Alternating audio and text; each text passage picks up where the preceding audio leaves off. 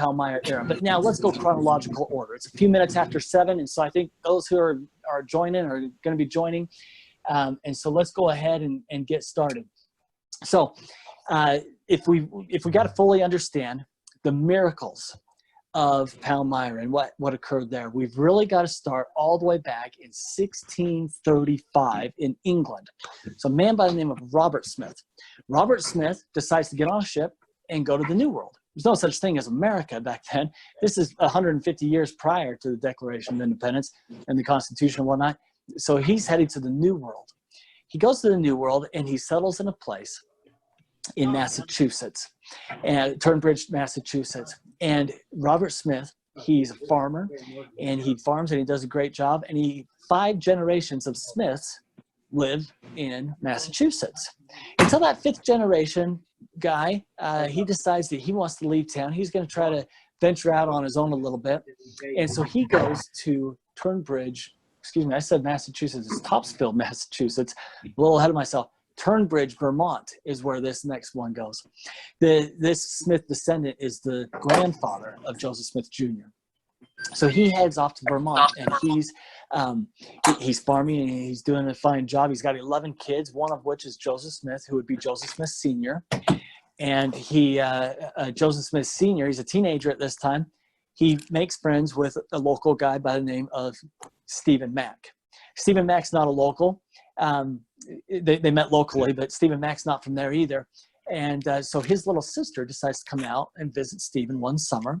And through that acquaintance, the little sister meets Joseph Sr. Well, Stephen Mack has a little sister by the name of Lucy Mack. This is how Lucy and Joseph would meet. They fall in love and get married, and they decide that the only thing they know how to do is farm. So they secured a piece of property. They started to farm it. They did a horrible job. They didn't do a horrible job. The ground was a horrible piece of ground, and it didn't produce anything.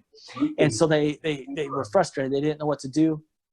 They had a couple of sons, Alvin and Hiram, and so they knew that they needed to get to work and make money somehow. Farming didn't seem to be in their future. And so a businessman by the name of Mr. Howard came to the Smiths and said, hey, I've got this great business thing going on. This local herb, ginseng. I just got a message here. Yeah.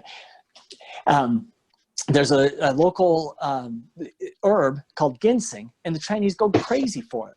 And so he says, what we do is we gather up the ginseng, we put it on a boat, send it over to China, and we make a fortune. Joseph Smith says, sounds good to me. So they get to work, they gather up all the ginseng, they put all their money into it, even go into a little bit of debt in order to start this business venture. They give all the ginseng to Mr. Howard. Mr. Howard puts it on a boat, and the Smiths never hear from him again. It's all lost. All their money, all their hard work, it's gone. But they accept their debt. That's not gone. So they go back to farming. They don't know anything else to do. And they know that being there in Vermont, in Turnbridge, it wasn't working out for them, the piece of land. And so they were able to rent a piece of land in a little town called Sharon, Vermont. And in Sharon, Vermont, they are renting a piece of land. Now, can you imagine if it's a rented piece of land, how well is the ground? It's not good. It's not good at all. Because if it was good, then they would, it wouldn't be a rented piece of land. I'm just going to mute everybody so that the sound comes through a little bit better. When you come later, you don't have to wait. Okay. I think that's going to help everybody hear a little bit better. So they're renting a piece of land in Sharon, Vermont. Now, if you're renting a piece of land, it's not good land. Otherwise, the farmer, the owner of it, would be farming it himself. So as luck would have it, they weren't able to get a crop. But what did come from Sharon, Vermont on December 23rd, 1805, Joseph Smith Jr. would be born to Lucy and Joseph Sr., fulfilling prophecy of Isaiah, reiterated and restated in the Book of Mormon by Nephi. So Joseph Smith Sr., Jr., the future prophet of the restoration, is now born.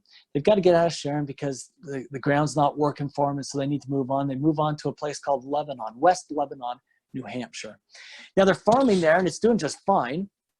But then a typhoid fever comes through town, and it's threatening the lives of everybody. It's a plague. This is a big-time pandemic, and it's starting to kill everybody.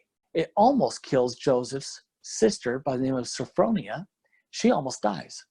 Well, this is also the location that Joseph was when he had his leg problem. They figured that some sort of strain of that typhoid got into his leg, and that's what diseased it and caused all the problems in the rest of the story, as you know. So as soon as they get Sophronia feeling better, as soon as they get Joseph's leg taken care of, they decide they've got to get back out of town. But where do they go? Well, they go to another little town called Norwich, Vermont. And in Norwich, they secure a piece of land, and they don't get any crop. It doesn't happen. Doesn't work. They try a second year. Same results. Nothing. The third year comes by, and they're starting to get a little bit of a crop, and they start to get a little excited. And just as soon as they get excited, a big frost comes in and wipes out the crop. Not just for the Smiths, but for everybody. So the Smiths and everybody else, they throw the seeds back into the ground, and they're trying to get another crop going. And just as it starts to sprout, another frost comes in, wipes everything out. Happens a third time. 3 times through the summer, a frost hits and kills all the crops. Well, this became known as the year 1800 and froze to death. The real year was 1816. Nobody knew what caused the frost to come 3 times through the summer. But Joseph and Lucy knew they had to move again. Now, it wouldn't be until the 1960s that scientists figured out what happened that year, 1816, in New England. This volcano called Mount Tambora over in Thailand blows its top, shoots ash and soot and smoke and everything else into the stratosphere. It makes its way over and sits on top of New England, killing out the sun and the warmth and everything else. Just killed the summer. 1800 and froze to death, they called it, or the year without a summer. So just at this time, Joseph Sr. sees an advertisement in the newspaper for some good, cheap, fertile land way out west. So Joseph says, Lucy, we got no choice. I'm going to go check it out. So he went way out west to upstate New York, to a little sleepy town called Palmyra, New York. And he gets out there and he says, Lucy, this is what was advertised. This is great. Bring the family. So Lucy makes her way with the children out to Palmyra to meet up with her husband, Joseph Smith Sr. in Palmyra. Now, we need to take a break from this story for a second, and I need to introduce you to another story, and then you're going to see how these things come together. And it starts the miracle of everything that happens in Palmyra. Moroni, the last prophet historian of the Book of Mormon, was given the plates, the abridged portion of the plates, from his dad, Mormon, in the year 385 AD, at the time that the Lamanites were destroying the Nephites. It was the last great battle between those civilizations. He's got the plates, 385. He buries the plates in the hill in upstate New York in 421 AD. Now, you do the quick math, that's 36 years. What's Moroni doing for 36 years? He tells us exactly what's going on.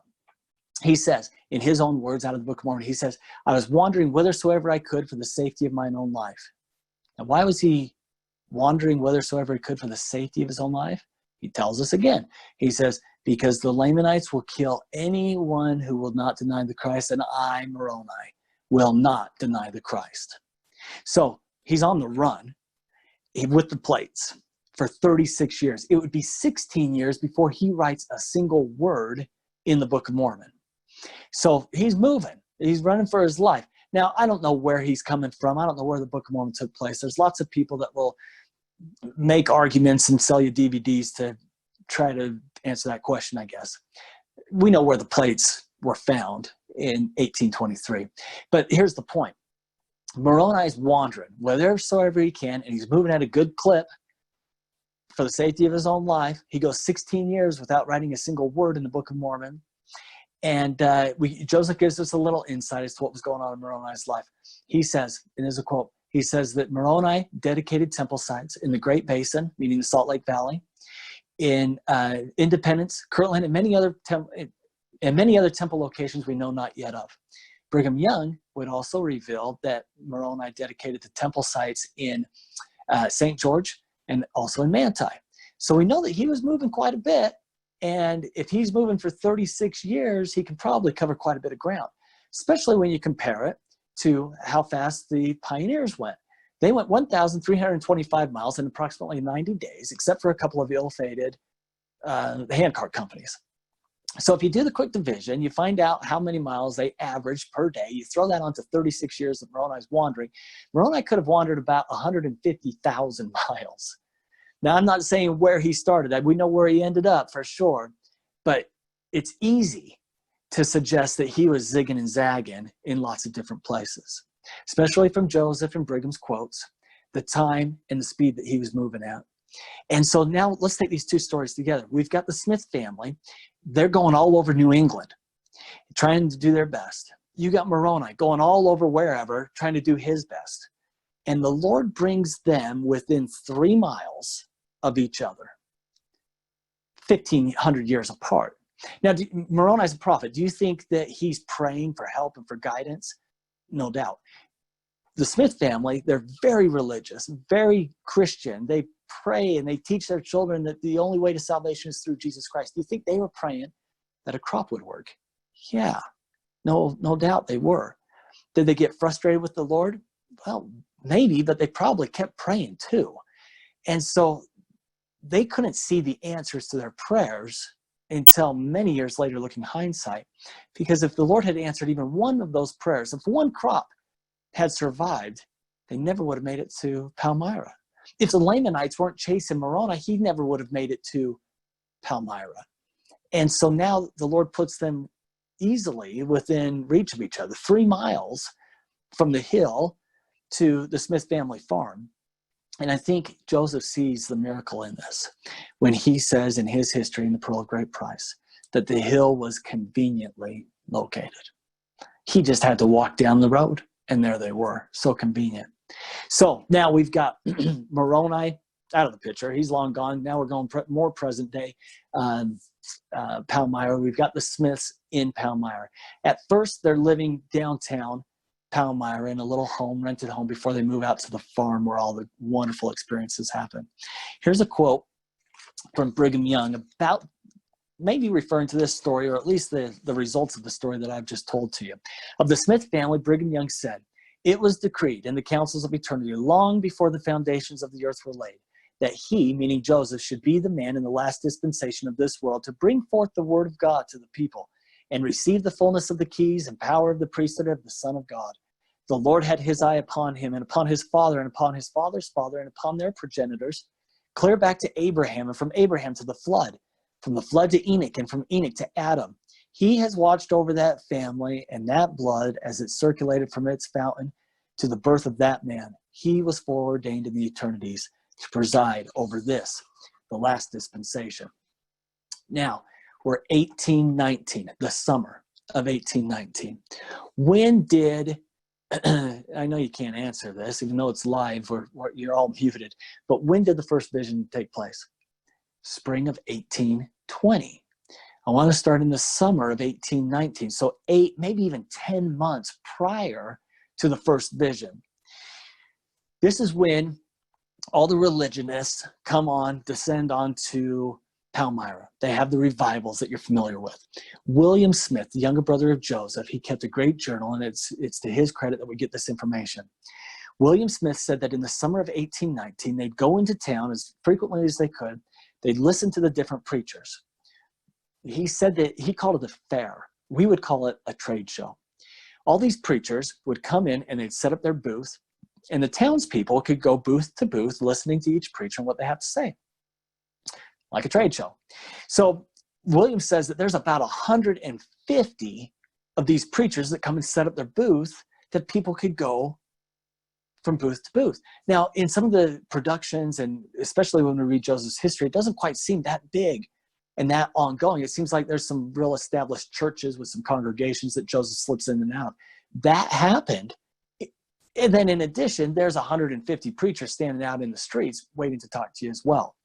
So let's go to the Joseph Smith history. Of course, I'm not going to read it to you, but I'm going to tell you some of the stories behind how Joseph teaches here. So in verse 5 of Joseph Smith's history, Pearl of Great Price, he talks about the unusual excitement. He talks about some people crying low here, others saying low there. Then in verse 6, he realizes he got ahead of himself a little bit, and he goes back and he says, okay, before anybody's saying low here and low there, let me tell you what was going on. Verse 6, notwithstanding the great love which the converts to the different faiths expressed at the time of their conversion, and the great zeal manifested by the respected clergy who were active in getting up and promoting this extraordinary scene of religious feeling in order to have everybody converted. So everything's wonderful. There's no contention. This is a great time. That's why everybody's attracted to it. How did that happen? He says in verse 6 that the clergy were promoting this extraordinary scene. Let me tell you how it worked. So the local ministers in Palmyra, they get together and they say, hey, let's make a business deal. Let's spread the word that in the summer of 1819, we're going to have all these preachers come in and you can hear about the gospel of Jesus Christ as is taught in the New Testament, and we're going to promote it. That's the word Joseph used as well. We're going to promote it. We're going to bring in tons of people. We're going to convert them to Christianity. And then it doesn't matter which church they go to. There's going to be so many converts. We're all going to share. And so the Baptists and the Methodists and the Presbyterians and the rest of them said, yeah, it doesn't matter where they go. As long as they believe in Christ and they're a disciple of him, then yeah, let's do it. Let's join forces. We'll market this thing. We'll bring everybody in and let them go where they may after we preach to them. So it's great. Sounds good to me. So then further in verse 6, yet, so it says, notwithstanding the great love which the converts had and the great zeal that the ministers had in promoting this activity and all the wonderful, good, religious, Christ-like attributes that people were exhibiting, he then says, but it didn't last. Yet is the word halfway through. Yet when the converts began to file off, some to one party and some to another, it was seen that the seemingly good feelings of both the priests and the converts were more pretended than real. For a scene of great confusion and bad feeling ensued. Priests contending against priests and convert against convert, so as that all their good feelings, one for another, if they ever had any, were entirely lost in the strife of words and a contest about opinions. Now here's a 14-year-old boy who's starting to wonder, why are we preaching different doctrine? And then he's like, oh, now what's going on? All these Christ-like people are turning against each other, and I know where the source of contention's from, and how can this be happening? And so then in verse 7, it doesn't stop in the town. He's got confusion going on in his own home. He says, my mom and 4 others of my siblings decided to join the Presbyterians. We also know that some of his siblings joined the Methodists. We also know that his oldest brother, Alvin, and his dad, Joseph Smith Sr., they didn't join any church. They stayed home on Sunday. And so now we've got 3 factions within the Smith family home itself. Joseph's head's got to be spinning here. This doesn't make sense. This isn't right. This isn't good. And so in verse 8, he was resolved to just serious reflection. And he started to think. Now, Lucy said there was nothing unusual, his mom in her journal, there was nothing unusual about Joseph's boyhood, except the fact that he liked to just think and meditate instead of go and run around and play with the boys. He just was a thinker. He'd sit on the porch and think. Verse 8, he says, I meditated on this. I didn't know what to do or where to go to. I can't even go to mom and dad because they disagree, let alone the preachers and my friends and neighbors. And so he just thought. He was meditating. Verse 9, he points out some of the things that he doesn't like about the preachers again. They used all their powers to make people think that they were in error. I'm right, you're wrong. Or excuse me, you're wrong, that makes me right, was kind of the way it was taught. Well, so the business deal among the preachers goes bad. They turn against each other because they start to get jealous. Everything's wonderful, nice and dandy, and then they start to get a little jealous. Hey, you're getting more converts than I am, and so they turn their back on each other. So in verse 9, they start saying, hey, they're wrong, so that makes me right, so come on over and join my church. Except for one preacher. And William said that Joseph went back to this guy's booth as often as possible, sometimes even daily, during the summer of 1819. This preacher was preaching one thing, and that one thing was James 1:5. Now, he used it for his own purpose. He says, look, James says, if you got a question, go and ask God, and God will tell you. And so if you go and pray about what church to join, God will tell you to join my church. So the preacher got it half right, but he got it ingrained into Joseph's mind. If I want to know what church to join, I can pray about it. So he goes and finds James 1:5, and he studies it. And he says, I reflected on it again and again, knowing that if anybody needed wisdom from God, I did. For how to act, I did not know. And unless I could come to a better understanding, I would never know. And so he knew that he must do as James directed and go and pray. Verse 13, he says, "At length I came to the determination to ask of God." I'm going to share with you some pictures here. Here it comes. Okay, we're a little ahead of ourselves. Let's get here. Okay, so let's time out on the story for a second and just show you some pictures. This is a picture taken at the Smith family farm. This is where Joseph, in the time of our story, this is where Joseph and his family are living. In the trees furthest from in the picture, that's the edge of the sacred grove. Where I was standing when I took that picture, to the right is the log home that we'll talk about in a minute.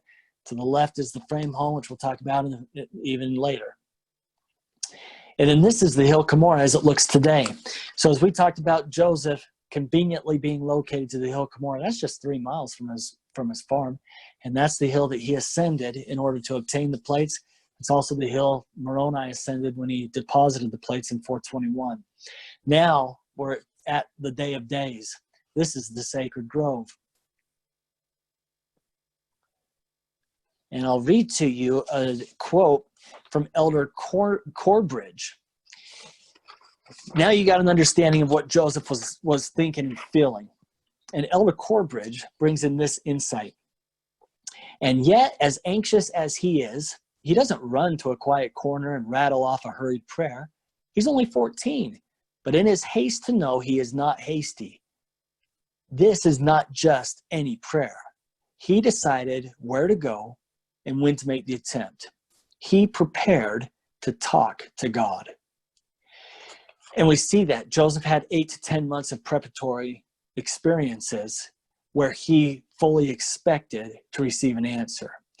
In some of his commentary with apostles and other leaders of the church who kept diaries and conversations that they had with Joseph, it seems as though when Joseph would tell of his experience in the grove in more of a relaxed environment or situation, that the hearers would come to the understanding that Joseph knew he was going to get an answer.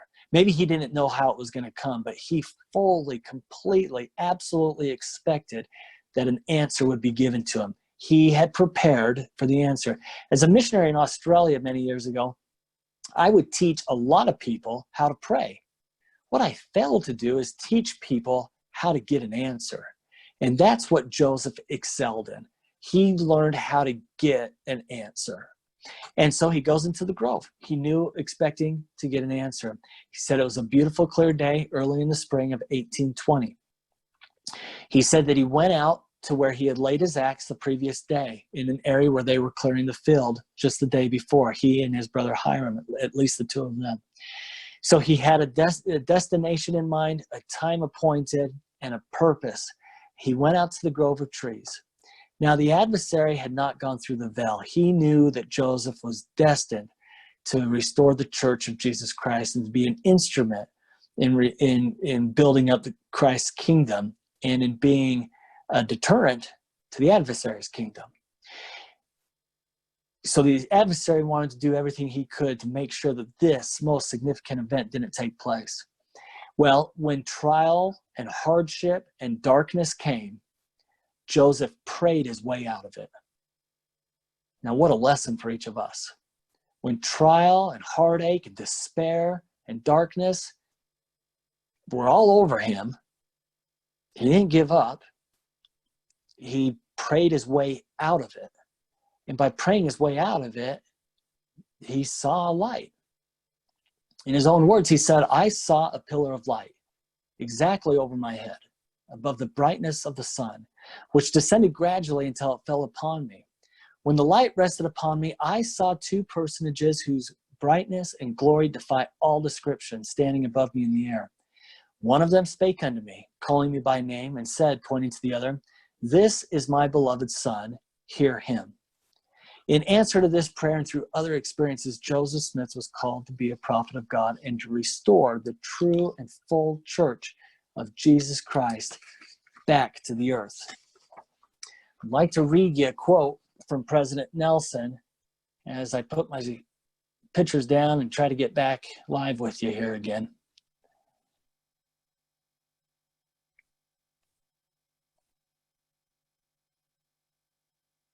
There we go.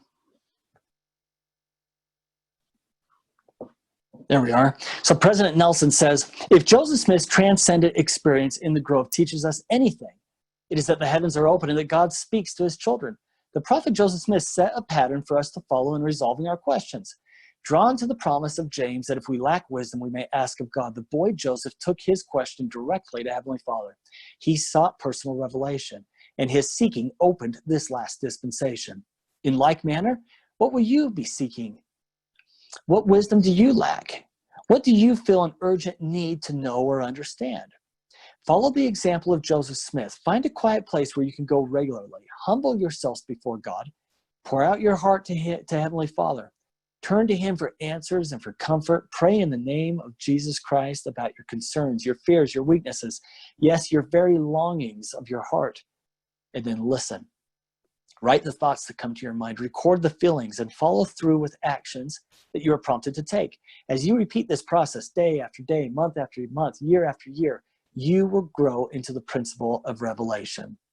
He then later would say in a different talk, in this special year, as we commemorate the 200th anniversary of the first vision, I invite you to think deeply and often about this key question. How do you hear him? I also invite you to take steps to hear him better and more frequently. I've been to the Sacred Grove many times. I don't say that to brag or boast, but I got to say that in order to prove a point. I have been there every month of the year. I've been there in the freezing cold where I walk through snow. I've been there in springtime when the rain is pouring down and there's now mud up to my knees as I walk through. I've been there in the blistering heat of the summer where there's mosquitoes are so thick you could cut them with a knife, where it's just soggy wet, and I've been in every season in between. I've been there at times where my car is the only car in the parking lot. I find a bench, I sit in the grove, and I don't see another person for 2 hours. I've also been there on the days of the Hill Cumorah pageant, and I sit on a bench, and it's like a conveyor belt of people coming by. Under all of those circumstances, the only thing that's the same is the feeling. The feeling's the same, testifying that what Joseph said happened in the grove actually did happen in the grove. Well, as I've sat there many times and thought and whatever, I've come to understand that, the first vision, a testimony of the first vision, doesn't only contain a testimony that Joseph Smith is a prophet of God. Because if Joseph Smith is a prophet and he had his first vision, then by default, that means that we believe, or the person who has that testimony believes, that Jesus Christ lives. Because Joseph Smith said he saw him. So if you believe that the first vision took place and that Joseph Smith is a prophet, that means by default, you have to believe that Jesus Christ lives. And if Jesus Christ lives, that means he completed a perfect and infinite atonement. And so you must have a testimony of the atonement and all the great blessings and beauties that come from a perfect and infinite, complete atonement. And because of that little domino effect, there's a church production that I'd like to quote relating to the Savior. And if you have a testimony of the first vision, then by default, you have to have a testimony of the words from this church production. And this is what it is. It's, quote, and because he lives, if you reach out, call out, cry out, he is here. Then, now, always, he is here. During the good, the bad, and the in-between, he is here. No matter who you are or where you've been, he is here. No exceptions, no lost causes. At all times and in all places, he is here. One of the blessings that can come from having testimony of the sacred experiences we've talked about tonight. Joseph leaves the grove. He heads back in, and he leans upon the mantle of the fireplace in the home. And his mom inquires of him, what's the matter, Joseph? And Joseph says, all is well. And then he makes a very profound, bold statement. He says, I have learned for myself that Presbyterianism is not true. Now, why is that such a big deal? Two parts. The first, I have learned for myself. Joseph has spent the last 8 or 12 months at least not being able to find answers from learned men or women of the clergy. He can't find it amongst his family even, or his friends, his neighbors.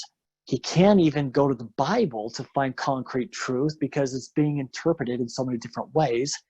He learned for himself in only one way, and that was personal revelation. Now, the second half of that statement, I've learned for myself that Presbyterianism is not true. Why is that important? Because his mom was a Presbyterian. For 20 years, she had sought the right church, and she had settled on the Presbyterian church. And so here's a 14-year-old boy who tells his mom, Mom, I know you've been studying this out for 20 years, and that you believe that Presbyterianism is true, or at least as it gets as close to the truth as more than anybody. He says, but Mom, you're wrong. All that studying and whatnot has led you to an incorrect place. And what does his mom do? Nothing except support him. So she said, I mean, it just proves his character of who Joseph is and the way his family regards him and his truthfulness. He was a truthful boy, his mom said in her journal. So he says, I learned for myself, Presbyterianism isn't true. And from that moment on, his mom believes him. And she believes everything that he's going to tell him. Well, 3 years go by, and not a word from heaven. Joseph was told in the grove by the father and son that that further communication would be coming, but it hadn't come. And in 3 years, so he thought he had sinned and that he had disqualified himself from the responsibility which should have been his.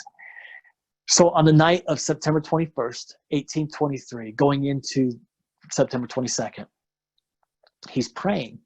And sometime during that prayer, sometime during that night, Moroni appears. Moroni appears at his bedside. And he tells Joseph 6 things.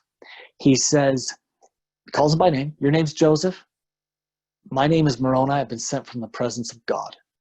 He has an important work for you to do.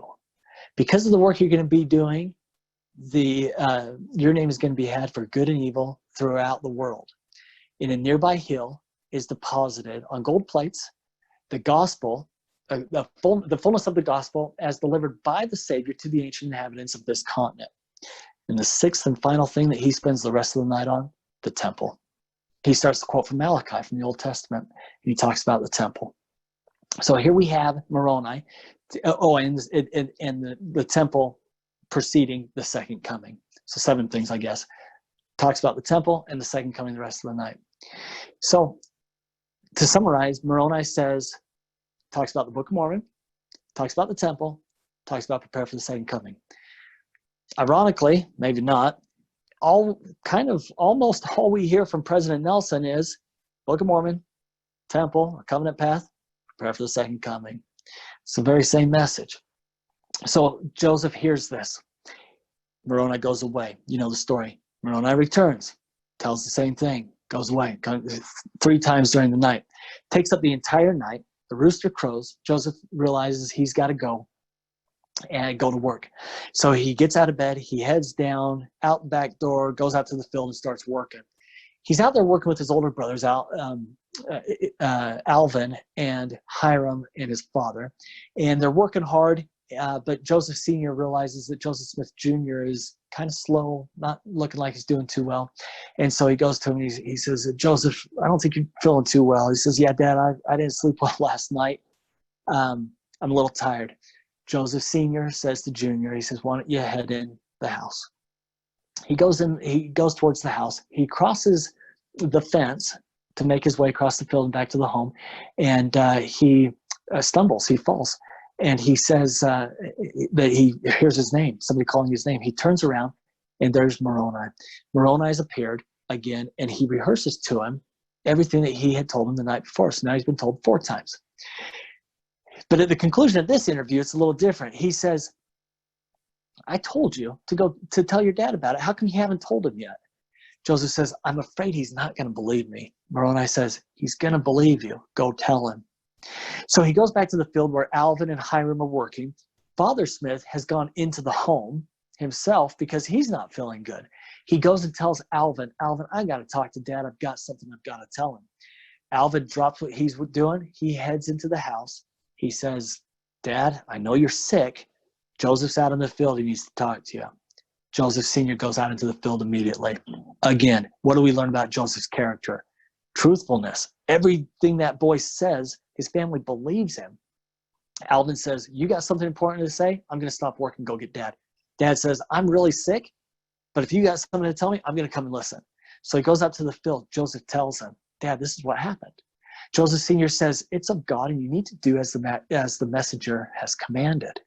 So Joseph walks those convenient 3 miles to the hill, goes up to the top of the hill. He says, owing to the distinctness of the vision, I knew the place the moment I saw it. He gets a lever, pulls off the top, and looks in, and there's the box containing the plates and the Urim and Thummim. He gets super excited. He reaches in for him. He gets shocked. He reaches in again. He gets shocked again. Reaches in a third time to try to get the plates out. He gets shocked so hard that it throws him off his back, or it throws him off his feet and onto his back. He yells out, why can I not obtain the plates? Moroni appears, and he says, it's because you were not faithful in keeping the commandments of the Lord. Joseph would later admit that when he saw the plates, he thought for a moment, here's the ticket out of our financial circumstances, bad financial circumstances. Why did Joseph only have a 3rd grade education? That's what we hear. He didn't go to school because he had to work full time year round in order to help mom and dad meet the mortgage payment. So he was doing odd jobs in town when he wasn't working on the farm and when the other kids were in school. Well, mom and dad still weren't able to make the mortgage payment, and they ended up losing the farm. That's a story we'll get to some other day. But to keep the focus here and why Joseph had that thought, all of my family's problems are gone. We've been working so hard. We worked 30 hours a day, 30 hours in a 24-hour period, it seems like it. He had the thought. So Moroni teaches him how to be a prophet. They teaching and tutoring him. How long it goes on that day, we don't know. But he tells Joseph, come back a year from now and we'll try this again. So he goes back again, September 22nd, this time 1824. He remembers the shock. And yet he still opens it up. He reaches right in. No shock. But he reaches in and he takes the plates out. He sets the plates next to him. He reaches in for the Urim and Thummim, which were also in the box. And he pulls the Urim and Thummim out. He goes to put them with the plates, and the plates are gone. He starts looking around. He's scrambling behind trees and bushes and whatnot. He can't find them anywhere. Finally, Moroni appears. What seems to be the problem, Joseph? Joseph says, I had them for a second, and I lost them. Moroni says, I told you never to let them out of your sight. You think about it. He set them next to him, and then goes back in the box for the Urim and Thummim. So he had the plates out of his sight for 2 seconds or whatever. Moroni says, that's too long.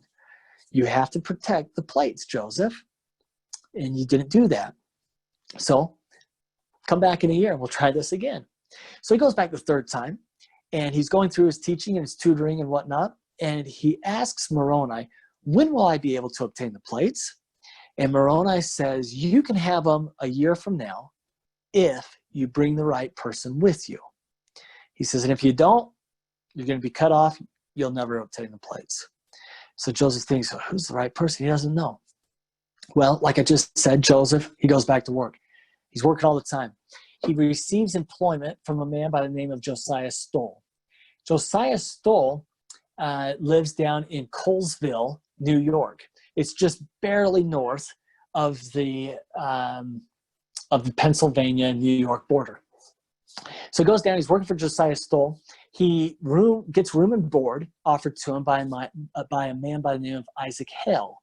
Isaac Hale has a pretty little daughter by the name of Emma Hale. So through the room and boarding in Isaac's home, which is just across the New York border into Pennsylvania, into Harmony, Pennsylvania, Joseph meets Emma. They fall in love. They want to get married. They go and talk to Isaac about it. Isaac doesn't like Joseph, like at all. He doesn't like Joseph because he hears about stories about plates, about angels and these things. and he doesn't want his daughter having anything to do with Joseph.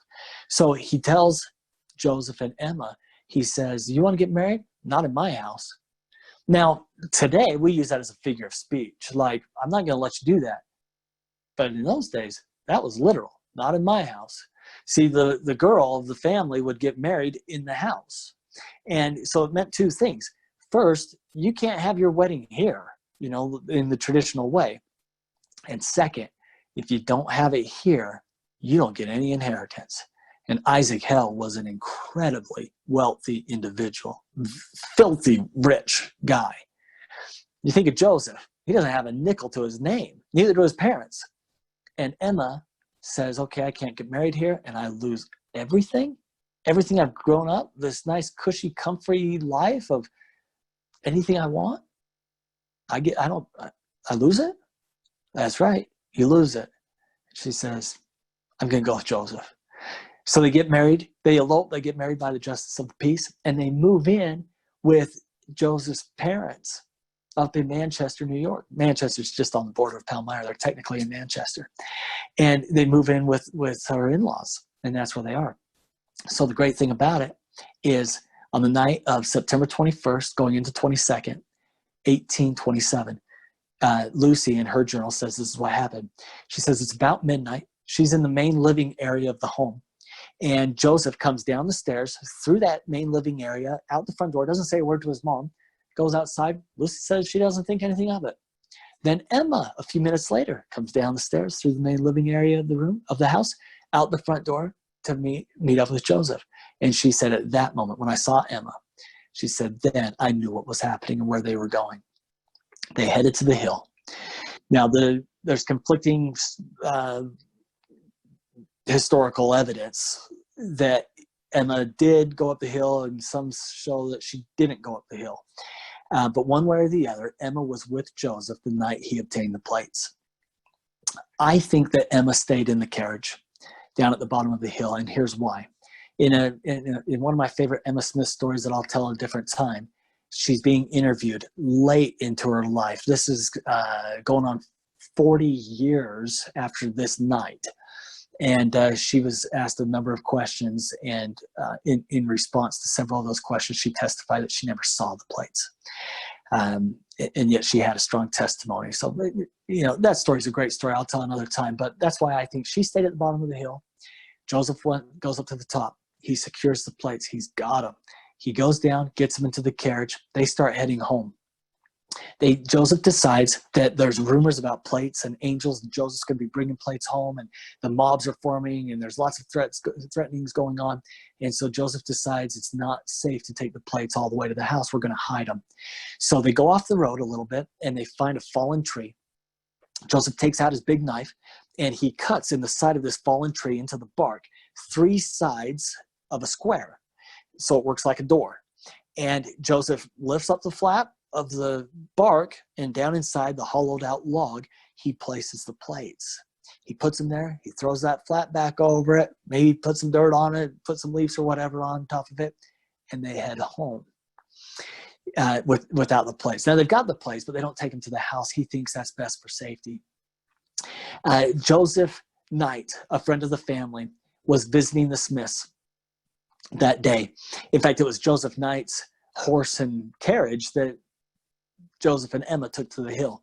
And so they're at breakfast, and the Smith family knew last night was the night of nights. It was no secret. And so they were all very anxious, but kind of walking on eggshells, because the previous 3 years they'd been very disappointed. Oh, they were heartbroken. Joseph would come home and say, I saw the plates, but I couldn't take them. And then the family they'd rally around Joseph and say, that's okay. We're going to do it. We're going to be okay. We're going to follow the commands of the Lord. We're going to work this next year. Next year would come. He'd come home without plates, and it'd crush them. Everybody would be crushed. Again, to Joseph's character, they believed that what was going on, even though they didn't see the plates.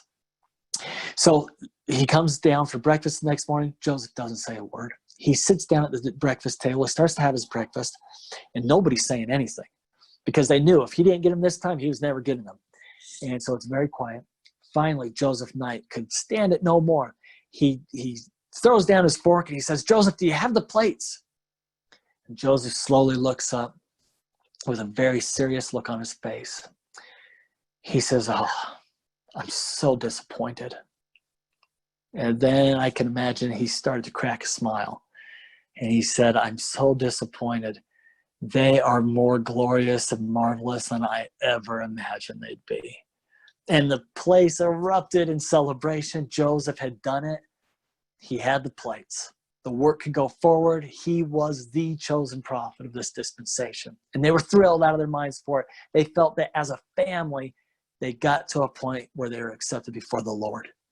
So Joseph has the plates. Now, he decides he doesn't want to leave them out in the forest, so he brings them in. He goes out to where they were, and he doesn't take a horse or a wagon or anything. He wants to stay as quiet as possible. There's rumors going around about plates and whatnot, and they know Joseph has them. He claims to have them, or that he at least would have them had it been past tense. And so he goes out there under the cloak of darkness. He gets the plates and he starts walking them home. Now the plates, they estimate, are about 50 pounds.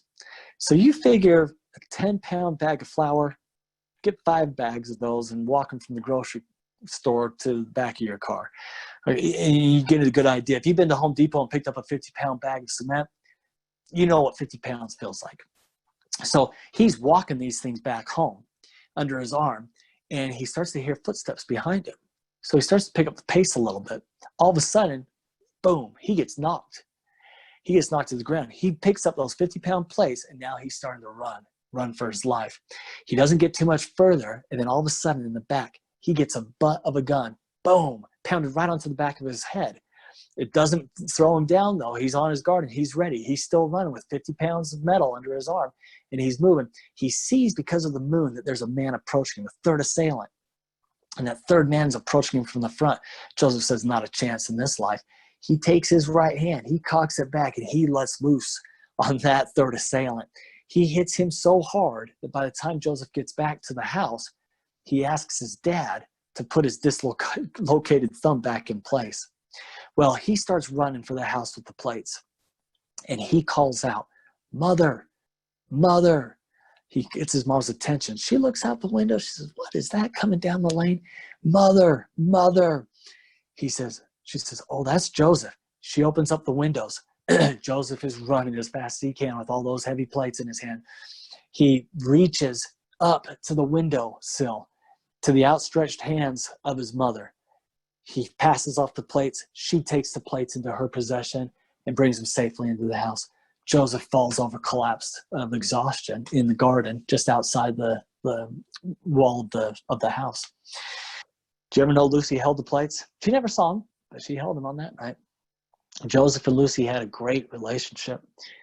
Joseph showed Mother Smith the Urim Thummim. She was able to handle them, examine them, take a look at them. She documents that in her journal that's published. And so she's able to do that. Although she handled the plates for a minute, but didn't see the plates. Now, there were a few hiding places that Joseph had for the plates. And let me give you some pictures here again. Whoops. Let's see. So if we go, okay, here it comes. There's a couple of hiding spots that I'm going to show you that you might be interested in. So here's the home. That's the log home. This is where the angel Moroni visits took place. This is where Joseph was living in 1820 when he went to the grove. This room is reconstructed, but on the same location of the original log home. But that's the room that Joseph was sleeping in when the angel Moroni appeared. Now, again, back to Joseph's character. I know I'm going back in our story timeline, but that's okay. Back to Joseph's character. That room was full of his brothers and sisters.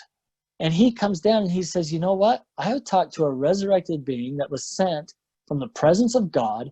He called me by name. He didn't come up the stairs. He descended through a conduit that went straight to heaven, and he talked to me the entire night." And what does his brothers and sisters say? "Joseph, what are you talking about? I was there all night. I didn't see anything. I didn't hear anything. This bright light, it would have woken me up." No, they didn't say any of that. They said, "Joseph, if you say that happened, then I believe you. Even though I was laying in the bed next to you and didn't see or hear a thing, I believe you." This is the home that they later moved to. This is the home where Joseph and Emma lived. And to the right, when you're looking on the screen, so to the south end of that house, because this picture's I'm standing on the west side looking east. And so then on the south side would be the part of the house where Joseph passed the plates through the window to his mother. Joseph lived there for a while. Of course, it's an original house, but it's a reconstructed fence. But on a fence that was in that location sat Martin Harris with his head bowed down after losing 116 pages, and there he confessed to Joseph what had happened.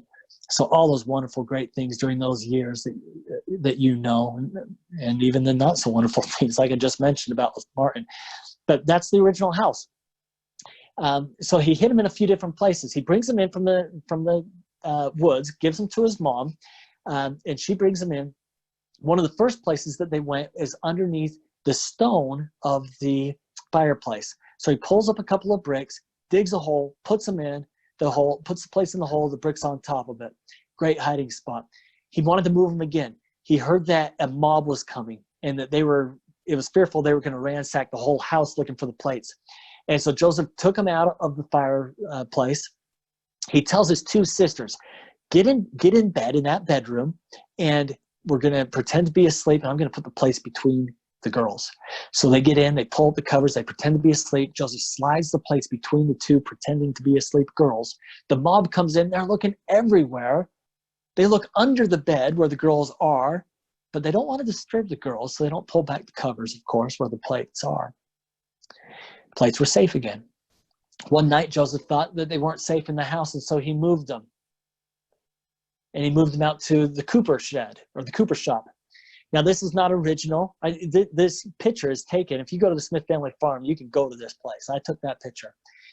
We don't know exactly where the cooper shop was. We don't know exactly what it looked like, but that's what a typical cooper shop of the 1820s did look like. So they've reconstructed it nicely. Joseph one day would hide the plates under the floorboards of the cooper shop. Well, one night, the mob was on its way, and so Joseph decided to move the plates. He wanted to take them out from underneath the floorboards, and he put them up in the rafters. It's not very tall. It's only 6.5, maybe 7 feet off the ground, are these rafters. And Joseph puts them up there, throws some hay on top of it. Well, the men come in, they look around the house, can't find anything. They go to the cooper shop. They tear the cooper shop to bits almost. They leave it standing, but they break everything else on the inside. They break up the wood paneled floor where the plates were. Luckily, the plates weren't there. Had the mob looked up, they would have seen the plates, but fortunately, they didn't look up, and so they never were able to find the plates. Well, Joseph knew. Let's see, that's the end of my pictures. Let me get back live before we continue on here.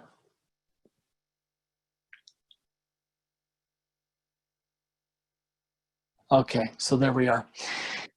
So Joseph decides that the plates aren't safe here at home. We've got to leave. Well, they have no money. They have no friends outside of Palmyra. They don't really have friends inside Palmyra. They don't have any extended family they can go to. So what's to be done? Emma says, let's ask my dad if we can move in with him in Harmony. Joseph says, are you kidding me? That guy does not like, I'd rather go with the mom than with your dad. Emma says, let's try it. So they send a letter to Isaac. Now, fortunately for Joseph, he and Isaac had one thing in common, and that was the love that they both had for Emma. So Isaac said, if this is in my daughter's best interest, then yes, of course, come on down to Harmony. We'll figure this thing out. So they head to Harmony. Before they did, Joseph wanted a box. He wanted a box with a lock and key to keep the plates in. And so he asked his mom, do you have one? No, I don't have one.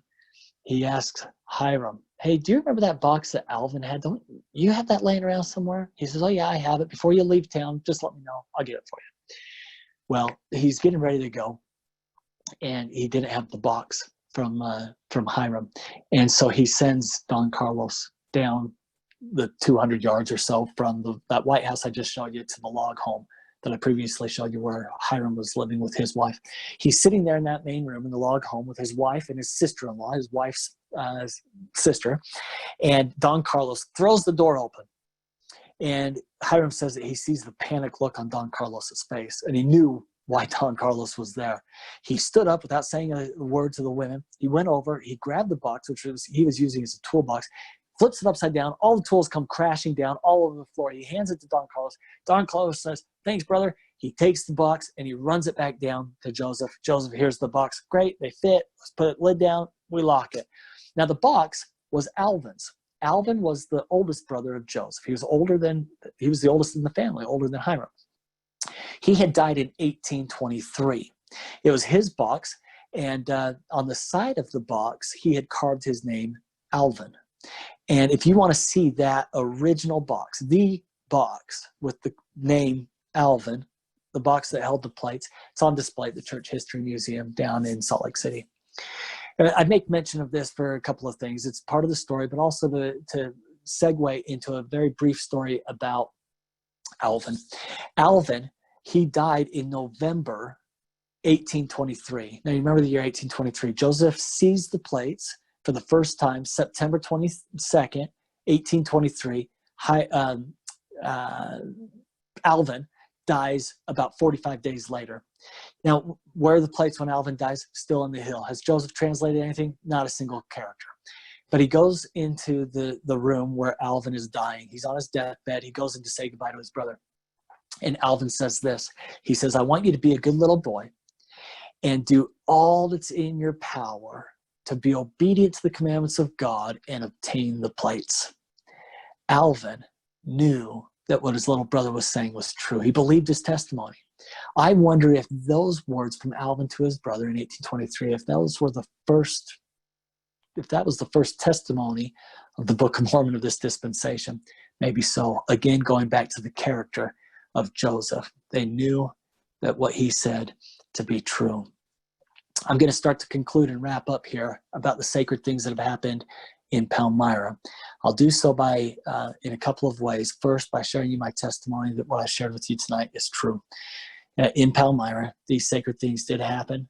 Joseph Smith was an instrument called by God to be his prophet to bring forth the Book of Mormon and the other things that comprise the restoration of the church.